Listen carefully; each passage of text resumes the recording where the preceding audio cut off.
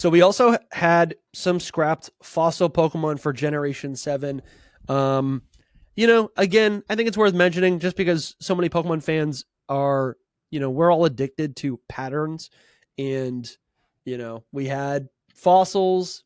Actually, you know what? I feel like there really were new fossil Pokemon in almost every single generation other than Generation 2 at this point in Generation 7. We also didn't get fossils in Generation 7. So there's actually a lot of fossils. I was going to say kind of, depending on whatever generation we were on. But it makes sense, too, that, like, we didn't have them in Alola because, like, Hawaii's not really known for its dinosaurs. Sure. Which is kind of funny because that's where Jurassic Park was filmed. Yeah, but there's stuff everywhere, Yeah. Well, but there's like a reference to Jurassic Park in Alola. There's like this guy who says he like wants to make a like theme park for where fossil Pokemon can roam around. So it kind of makes sense that they would have had fossil Pokemon. Like I always thought that felt super out of place. That little area. It's like just a guy living in his trailer in Sun and Moon who says that. It's so weird. But I do remember that. I remember the guy. Akal Island. Yeah. Go ahead. I think it would have been really cool if we got an Ultra Beast that was made up of like bones, almost as if it was a fossil. We did. It's called Eternatus. Damn, that's true. And you know what? We also got that in Generation 8, and it's called Carolys's abominations. It's the Gen 8 fossils. Carolys's freaks of nature. Yeah. They should just bring her back. Bring her back. Yes, they should. So in Generation 7, there were scrapped fossils. Alola was originally planned to feature fossil Pokemon as version exclusives. One of these fossils would have had a rock and water typing, while the other's secondary typing was undecided.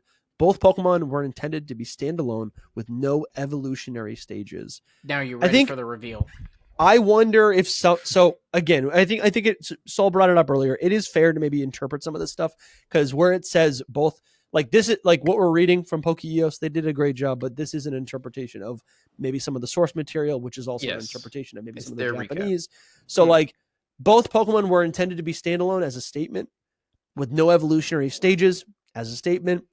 That actually instead what it could be is that they had only planned the base idea of what the fossil would be based on and maybe didn't get far enough into development where it could have where each of them could have evolutions. It is true that they could be standalone, like the Gen 8 fossils or like Aerodactyl. Like that is true. I wouldn't jump the gun on that. Yeah, it very well could have been. They planned one stage, but that didn't mean that they planned for it to be one stage. Exactly. But the interesting thing that they're missing about these fossils is that so it at some point a little bit more came out about these fossils, and one was described, probably the rock water one, as a whalmer that lived on land. Wow. And the other was described as a salamence that never learned to fly.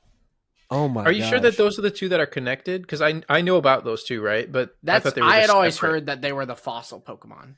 See this is what I was talking about. Is that like, see, there's nowhere to ever know these kinds of things unless you have a screenshot of exactly what leaked. Right.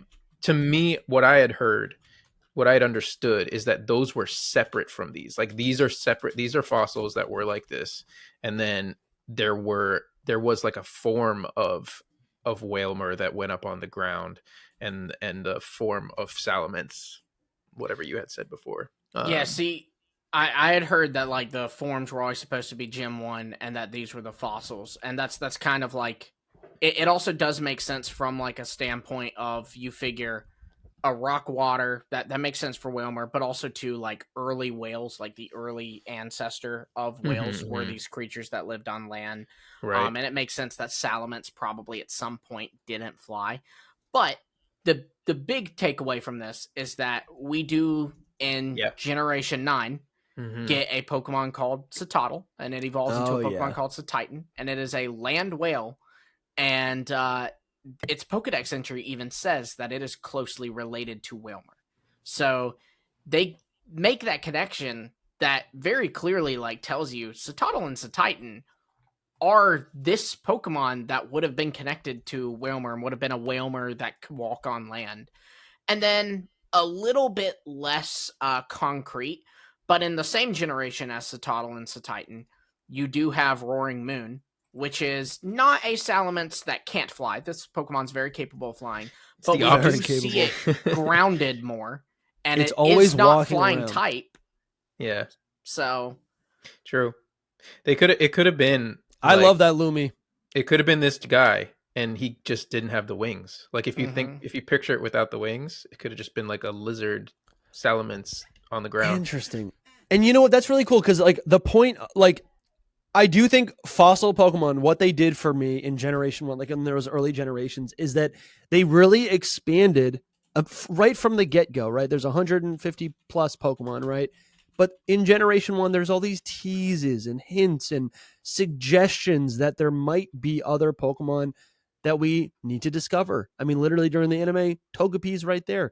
Then you also have the fossil Pokemon, right? There, which suggests that there were different Pokemon on the planet way back in the day. Where did those go? You could assume there's even more beyond those, beyond Ammonite and Kabuto.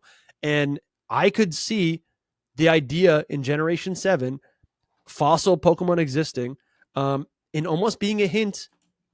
I mean, I think what Lumi's saying is that they eventually became Paradox Pokemon in Generation 9. But like, I could see it where we get a set of fossil Pokemon that look like other Pokemon that we know about, Sounds like a certain type of Pokemon that look like other Pokemon. Like Paradox Pokemon, exactly. Yeah, it's the earlier version. I was thinking about ones. the regional fakes, yeah. Oh, okay.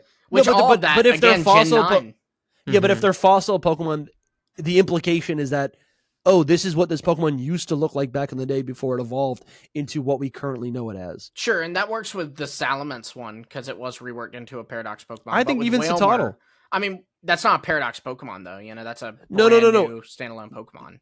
I agree. I think, but what I'm saying is if Wailmer, if the fossil Pokemon in Gen 7 looked like an ancient whale, it's the same concept, right? Yeah, absolutely. I think it's just crazy. Like, if you look at everything that's in this, like we're just covering the Pokemon today, but everything in this Gen 7 cut content, it's like Game Freak had like a brain blast of just like, and they're just like Jimmy Neutron they're putting like everything from Gen 7 has been filling the rest of the generations as we've gone along, because they had like every great idea here. And it's this was their ultimate Pokemon game, and they've gradually been trying to reach it, Yes, because they had so many ideas. Like, there's no way that they could have ever created all of this, to be honest, unless they took like 10 years to make it. But yeah, I agree with you, Lumi. Like, I think that those were reworked. I also want to say one more thing with all of the beta stuff that we've seen in the past. I've seen it where they're split. Like there's like a beta Pokemon concept and they split them into like multiple other Pokemon that become official. One that I'm trying to remember right now is the rabbit from Gen 3, the like Bunnelby. It came from that, but also Pachirisu might have come from that. It's got the same kind of Pachirisu colors, and the thing around its waist was like could have been its tail, that if you unraveled it could be I think about things Floatzel. like that. I think to me that looks like Floatzel. Floatzel. That's another one. Floatzel, exactly. Wow. So because Floatzel is a literal floating device, so you instantly have everyone looks like, you look at Diggersby, and Diggersby is that rabbit's evolution, like no doubt. If you look at Diggersby and the Gen 3 starter rabbit, they're like they're connected. I mean, I see what you're saying. Then you think, but wait, what about the floating aspect of, or like the floating device aspect about this beta Pokemon? Well, they put it into Floatzel's design, so like they split them up. So it's not that we couldn't never see this again either. Like that's the whole thing with the Roaring Moon concept. It's like they could have used that concept for Roaring Moon, but then one day they could make a regional Salamence that is absolutely just like on the ground. That's awesome. They also will even like do the opposite of that too, where sometimes they'll merge designs, where like we heard about there was a snail line that was supposed to exist in Gen 5 that was not connected to Carablast, but then they ended up kind of merging that with Shelmet to create Shelmet, You know, Yeah. so it could have also even been like maybe at some point in development they might have taken this Whalmer concept and this fossil concept and threw them together.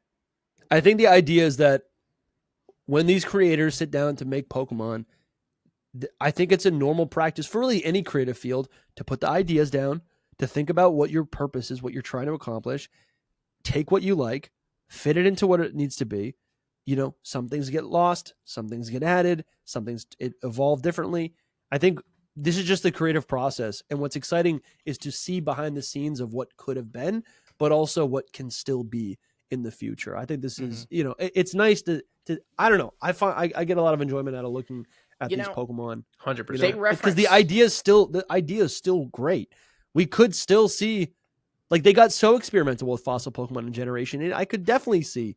And I think the only reason why we didn't get fossil Pokemon in Generation 9 is because we had the Paradox Pokemon, which were literally prehistoric Pokemon. And even like a lot of their Pokemon in Gen 9 kind of like just base Pokemon, not paradoxes, represented like past and future.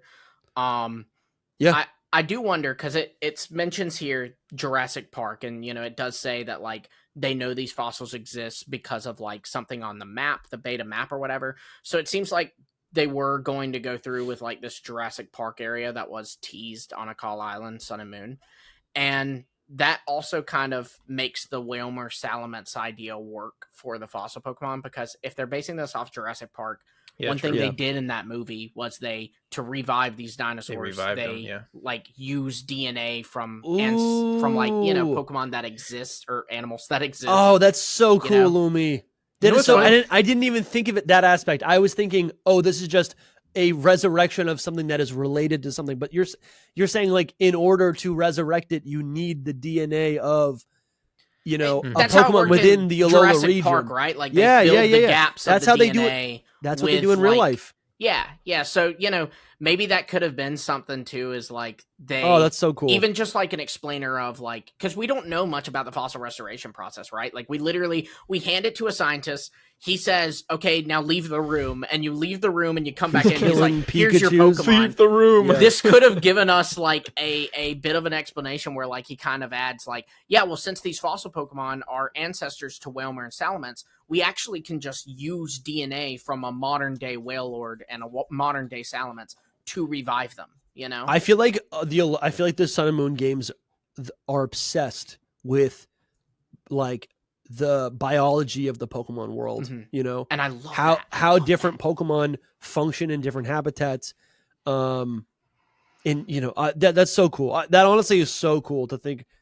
I could see that. I could see us getting new fossil Pokemon with another little twist. Like the Gen 8 fossils felt so out of place, but I would love to see new little weird gimmicks to make the fossil Pokemon more interesting. We're just going down a tangent, but even the Pokemon Company just put out this new image. I don't have it up here, but like where they're talking about fossil Pokemon, prehistoric Pokemon, alongside all of the fossils, they include Relicanth, which is not technically a fossil. They include Yanmega, which is not even, that old. It's a modern Pokemon, but it evolves with ancient power, right? Mamoswine is included in that. So to think, I don't know. That's really cool. That's really cool. I'd love to see more fossil of this in the future Pokemon with fossils. are. It's funny. We've talked with our good friend Lord Keeper Toby a lot, and he always says that like shadow Pokemon are this thing that he always goes back to and just has like this super big interest in the Pokemon franchise. Yeah. Fossil Pokemon is that. Fossil Pokemon is my Roman Empire. Love it, dude. That's awesome. Speaking of which, we're about to get a fossil Pokemon museum here in the States, which is no way. Yeah, and I think 2026, the Chicago Museum is going to do the Japan fossil exhibit that they have in the museum over there. They're doing it in Chicago. Pretty epic. That's great. We got to record a podcast there.